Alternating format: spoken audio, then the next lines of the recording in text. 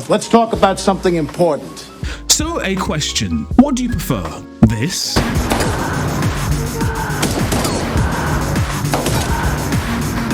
Or this? Basically, I'm just gonna walk the earth. What you mean, walk the earth? You know, like Kane in Kung Fu. Walk from place to place, meet people, get in adventures. And how long do you intend to walk the earth? Till God puts me where he wants me to be. And what if you don't do that? If it takes forever, then I'll walk forever. So you decided to be a bum. Well, if you're watching this video, I'm gonna presume you prefer this. And if you prefer this, that means that you love great dialogue. And if you love great dialogue, you know that there's been amazing writers in the history of cinema. Billy Wilder, Paddy Chayefsky, Aaron Sorkin, Barry Levinson, Quentin Tarantino, the Coen brothers, to name but a few. But maybe the most intentional of all the great dialogue writers is this guy. You cannot learn how to write drama without writing plays, putting it on in front of an audience, and getting humiliated. Hemingway said writing is easy. All you gotta do is sit down at the typewriter and bleed. Now, simply put, David Mamet is a writer who cuts through the artifice. He once stated that character doesn't exist, a sentiment shared by Sorkin. The properties of people and the properties of character have almost nothing to do with each other. They really don't. I know it seems like they do because we look alike, characters and people. But people don't speak in dialogue. Their lives don't unfold in a series of scenes that form a narrative arc.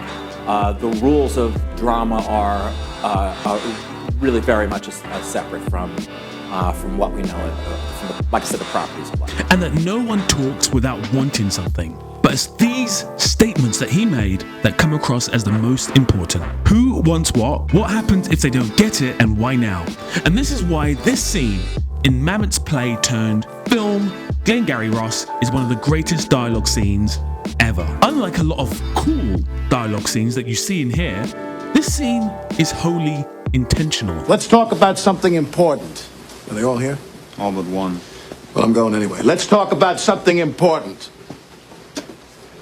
Put that coffee down.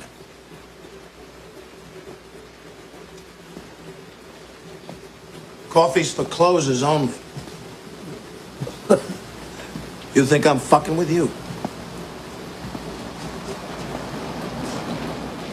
I am not fucking with you. These guys work for the real estate company, Mitch and Murray. Their sales numbers are down. The top salesman from another branch, Blake, played by the excellent Alec Baldwin, comes into the office to motivate them by being very intentional. So already it's clear what he wants. But what happens if he doesn't get it? You call yourself a salesman, you son of a bitch? I don't gotta listen to this shit. You certainly don't, pal. Because the good news is you're fired. The bad news is you've got just 1 week to regain your job, starting with tonight. Starting with tonight's sit. Oh, have I got your attention now? Good. So it's pretty clear what happens if he doesn't get it. But why now? Because we're adding a little something to this month's sales contest. As you all know, first prize is a Cadillac Eldorado. Anybody want to see second prize? Second prize is a set of steak knives. Third prize is you're fired. You get the picture? You laughing now? You got leads. Mitch and Murray paid good money. Get their names to sell them. You can't close the leads you're given. You can't close shit. You are shit. Hit the bricks, pal, and beat it, because you are going out.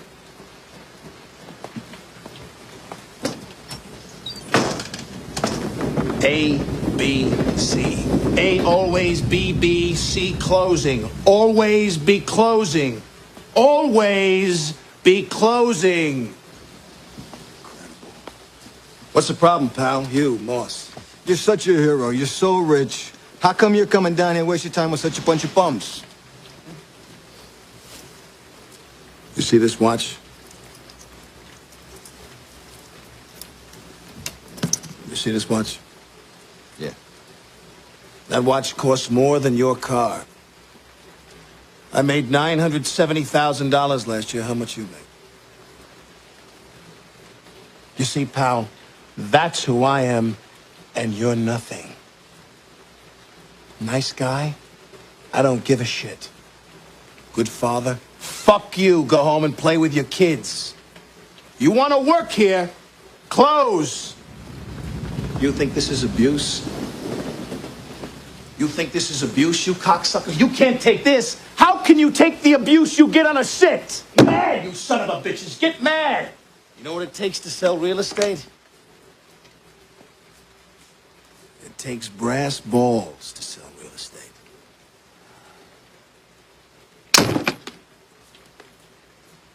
Go and do likewise, gents. The money's out there. You pick it up, it's yours. You don't, I got no sympathy for you. You want to go out on those sits tonight and close, it's yours. Not, you're going to be shining my shoes. And you know what you'll be saying? Bunch of losers sitting around in the bar. Oh, yeah, I used to be a salesman. It's a tough racket. So what do we learn from this scene? We know what Blake wants. We know what Blake wants. We know what the company wants. We know what these sales agents want. We know what happens if they don't get it.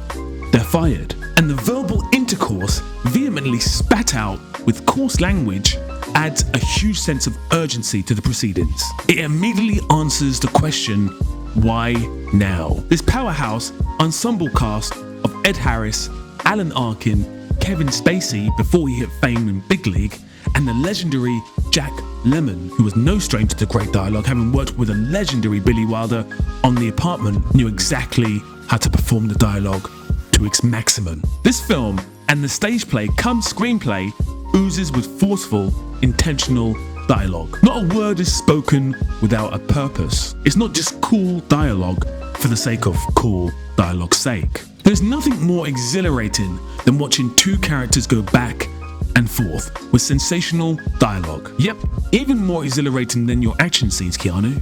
Yeah. Great, purposeful, intentional dialogue. You know, I think it's best said by an actor I purposely haven't mentioned yet, who's in the film and steals the show every time he's on screen. You want to learn the first rule you'd know if you ever spent a day in your life. You never open your mouth till you know what the shot is. You fucking child.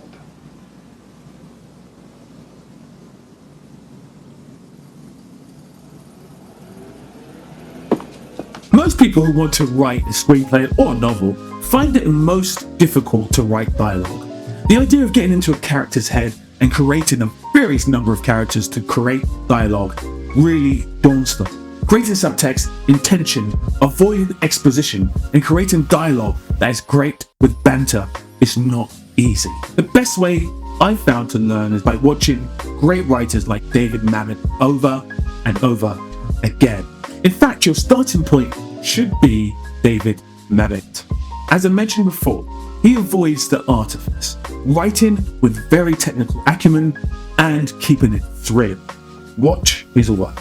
Going from Glengarry Glen Ross to The Spanish Prisoner, House of Cards, Heist, all wonderful films with intentional dialogue. But in the meantime, if you love great dialogue, if you love great cinema, why don't you watch these videos over here? Do hit the like button, do subscribe, and until we speak again, big love.